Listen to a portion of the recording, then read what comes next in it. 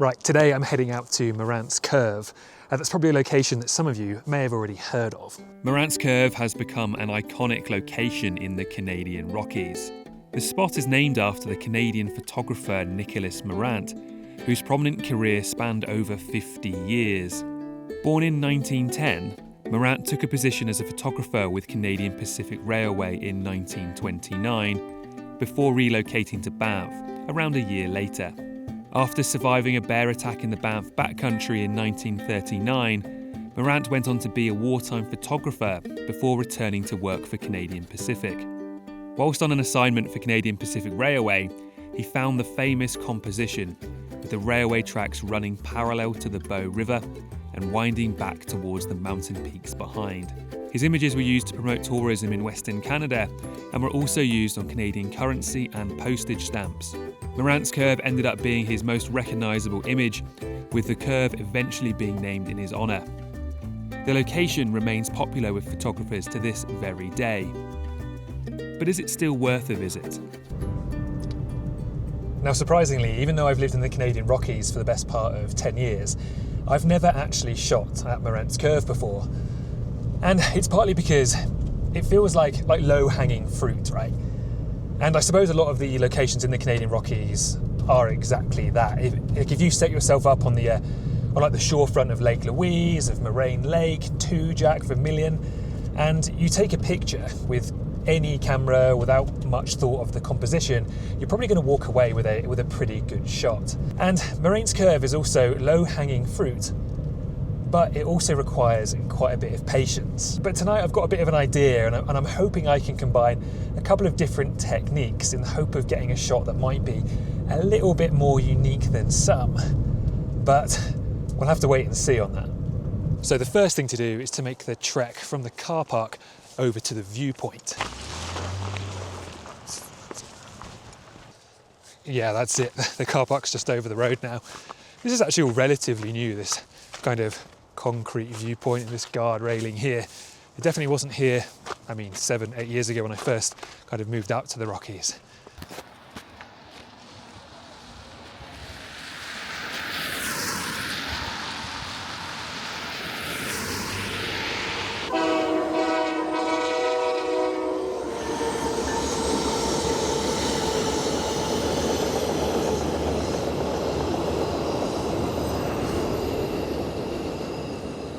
So this is the iconic Morant's Curve, and my plan was to open this video kind of talking a little bit about how long you might have to wait for a train to turn up. And I was going to set up my cameras and get ready and kind of wait a while and be ready for when the train came. But ironically, as soon as we turned up, a train, you could hear it in the distance, right? You can hear the horns going off before the train comes around the corner, and you have probably like 2 minutes to get ready. And I was not ready, messed it up, didn't get anything that I wanted. Got a couple bits of B-roll, filmed it, but now I'm going to have to wait here for probably another hour or two until the sun comes down, in the hopes that another train comes past, because that one was too quick, to be honest with you. But before the next train comes along, I think I probably need to get set up a little bit here as well, because the plan is to shoot the same composition, hopefully with 2 different cameras today, so I can combine different images to get an effect that I'm kind of after.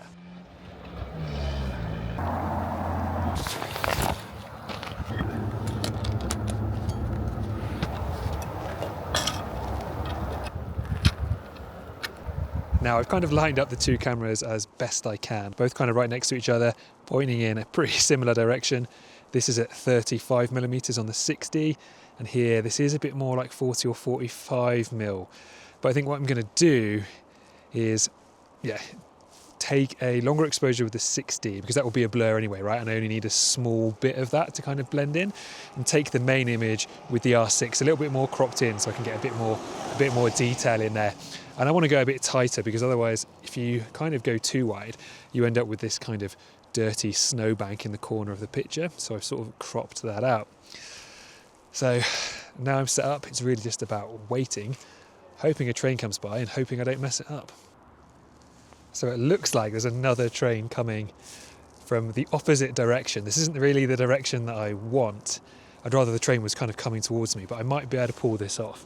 if it's got a rear engine carriage and is going kind of driving away, I can make it look like it's kind of driving towards, but we will give this a crack as it approaches. Good practice run, if anything, I suppose. Well, this is a very slow moving train.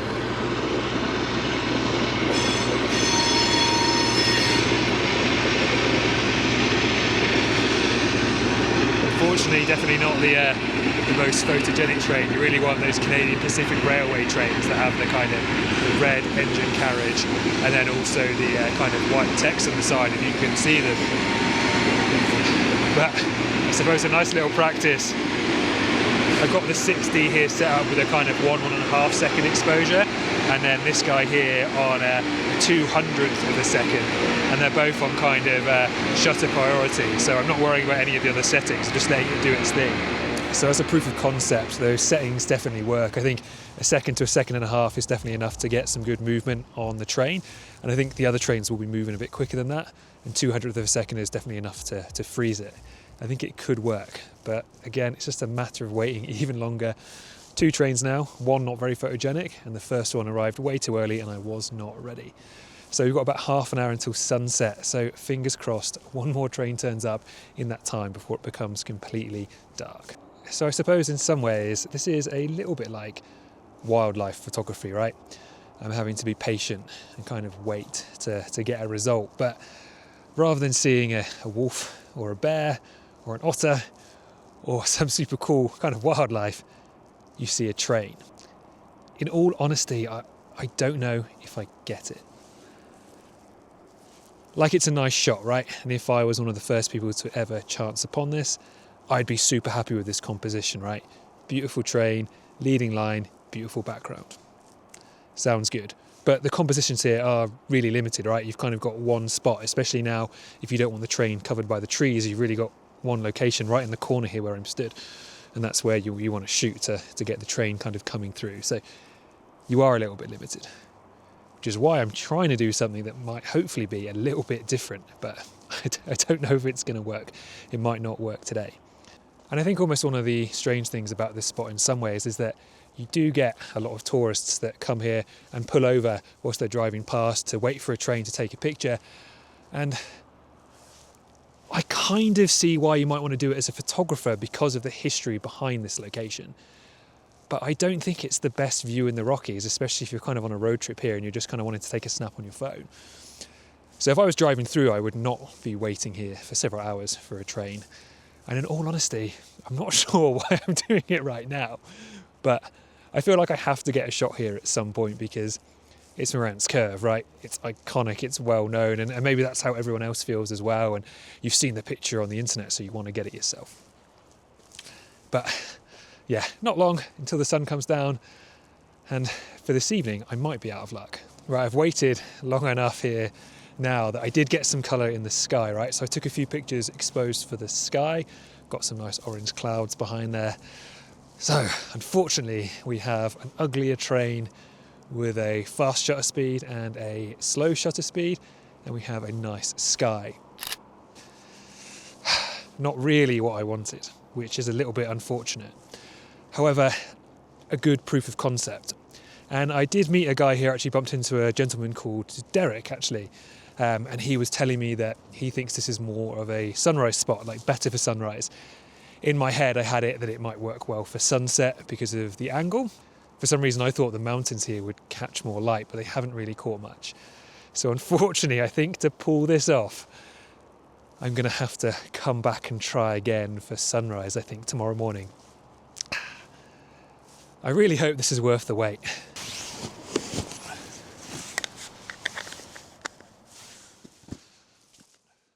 So it's the next morning. I'm back down here at Morant's Curve, this time to try a sunrise. I've got both my cameras set up. I've actually come a little bit further down from the railings. I've kind of gone over them and I'm standing on the bank because from here, composition-wise, I can get a little bit more of the train track kind of coming through, and it's not quite as blocked by the trees, which I think kind of works better. A couple of little issues though. There's a tree just kind of over here that's kind of interfering a little bit with the track, which isn't ideal, but I don't think I can really get around that if I want more of the track in frame. And then nowadays as well, you've got a lot more tree growth in the foreground here down the Morants curve. So the trees are bigger than they used to be than they were like 5-6 years ago, obviously. So they do kind of interfere with the train. And there's a few here that kind of don't have any leaves or pines on them, but they will get in the way of the train as it comes by, but they're only thin, so I think I can kind of get rid of those. And you might be able to see behind me here as well, we do have a nice little bit of pink just kind of coming into the sky here. The sun kind of rises from that side. So I'm not hoping for too much kind of colour in the clouds necessarily over the view, but later on I might get a little bit of light on these mountains here. And honestly, I don't know why I didn't think of this before, but sunrise makes a lot more sense here, more so in regards to kind of getting an image with a train in it. And that's because right now as the sun comes up, I can shoot the scene, I can just get the light in the clouds, I can get any light on the mountains, I can just keep shooting as that comes up. And then at some point today, whether that's in the next half an hour or 2 hours or whatever, a train probably will come by. And I'm not kind of chasing the darkness like I was last night. Like last night, I kind of got some nice colour in the clouds, but it became too dark. And if a train came by later on, I wouldn't really be able to capture it properly. So right now, time is kind of on my side. I'll grab some images right now as the sun comes up. Fingers crossed for a little bit of light. And then we'll just have to be patient and hope a train comes by at some point this morning.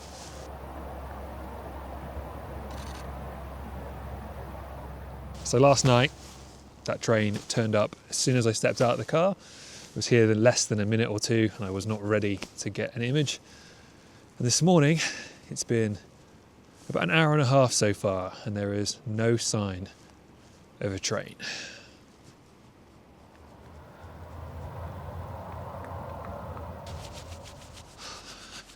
This is getting a little silly, I think.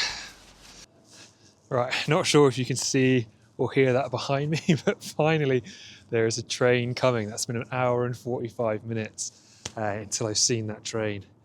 So hopefully we can get a picture. It's coming from the other direction from what I expected. In my mind, I want it to come from that way, so it's driving towards camera, but I think on camera you're not going to be able to tell. So we will see if we can get this image, and then finally we can go home and get out of the cold. So he's a long old train, and obviously what I'm hoping for is that the end carriage is also an engine carriage. I think it should be one of those red engine carriages. So right now, I could be shooting this on one camera, to be honest with you. So I'm shooting the longer exposures whilst the body of the train comes by, and then I'll shoot those faster exposures when the train carriage comes by, or the engine carriage comes by, that red engine carriage.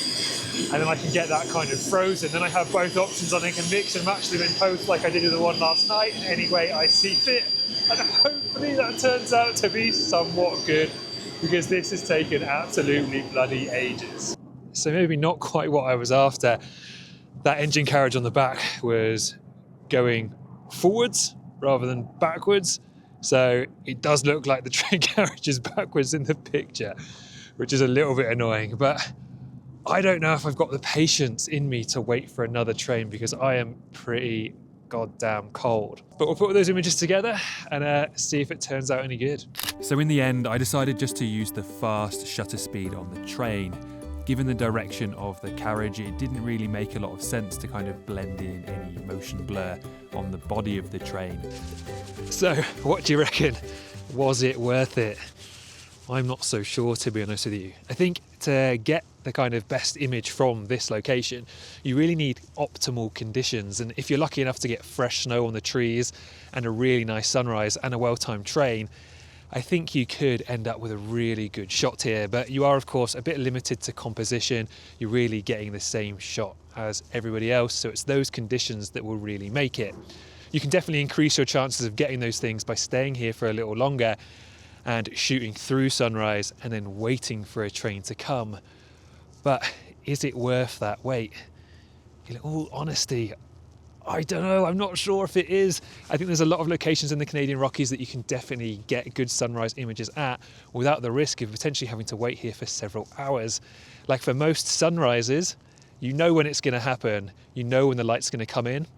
And maybe the light doesn't do exactly what you want it to do. Maybe you don't get that colour, but you know when the sun rises over and you know when your opportunity is gone. So you don't waste hours and hours waiting for a train to come through. in the hopes that it kind of makes your shot. But anyway, let me know what you think. Were those images worth it? Let me know in the comments below. As always, thank you so much for watching, and hopefully I will see you on the next video. But in the meantime, be sure to download a Canadian Rockies photography location guide using the QR code on screen or the link in the description below. And go on, watch another video.